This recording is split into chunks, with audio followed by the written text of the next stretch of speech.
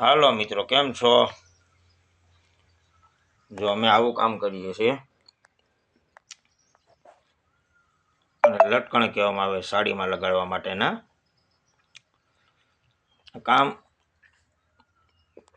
જો મિત્રો,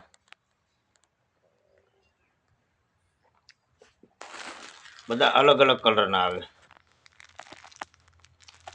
આ કામ કોણ કોણ કરે છે અને કેને કરવું છે ને કોમેન્ટમાં ખાસ કરીને કહેજો. જેમાં આ પણ લટકણ આવે, આ એક દડી આવે પ્લાસ્ટિકની,